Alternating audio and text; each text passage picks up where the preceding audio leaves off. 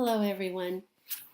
This is Sister Joanne with another example of one of your problems from section 5B.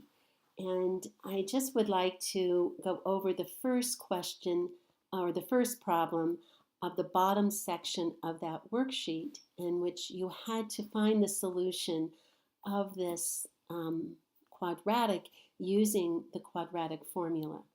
So this is the first problem in that set.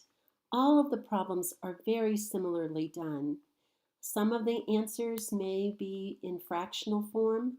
Some of the answers may be kept in radical form. But in any event, the process is basically the same. So I hope that this short video will help you. The first problem in that section is x squared plus x minus 20 is equal to 0. Now, the first thing you must do is, first of all, remember to set it equal to 0. If the quadratic is not in that form. The other thing to remember is that the coefficient of the x squared term must not be equal to 0, or else you don't have a quadratic. So then you have the solution is started by examining what your coefficients are, your A, B, and C. So if we look at the quadratic formula there, we know, and then substituting, we can put in the numbers for each of the expressions. Now, one of the things that I tried to do is I tried very hard to put in, like especially inside the radical, I tried to put in parentheses what the values are.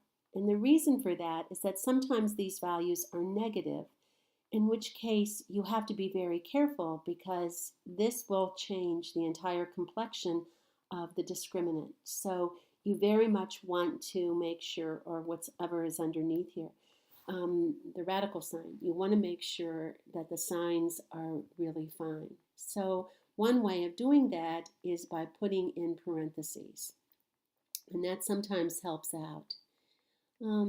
So after you substitute each of the values in, then you say things like x is equal to -1 plus or minus, in this case, the square root of 1 minus a -80.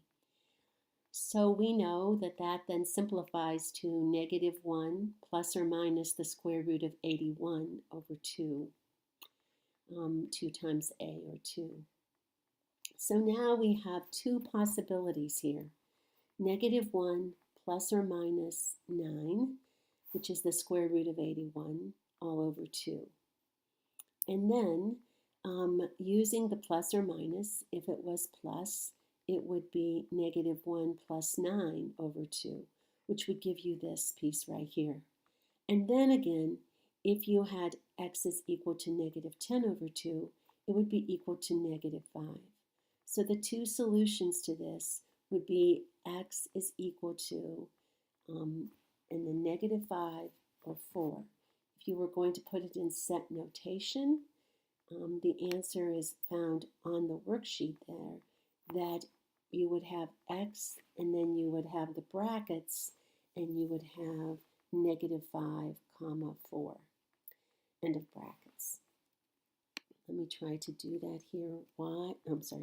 X is equal to, parentheses, -5, 4. Oops, sorry. And I'll try to move this over so that it looks a little bit like what you have seen before on the answer sheet. I hope that this has been helpful. And as I said before, all the problems, you might say during this problem, but why couldn't I factor? In some cases it is easier, but soon in these problems you're going to find that sometimes it's not as easy as it is. So you're going to have to be doing some calculations with the square roots, and that's why you use the quadratic formula. Thanks again, and happy factoring. Thank you.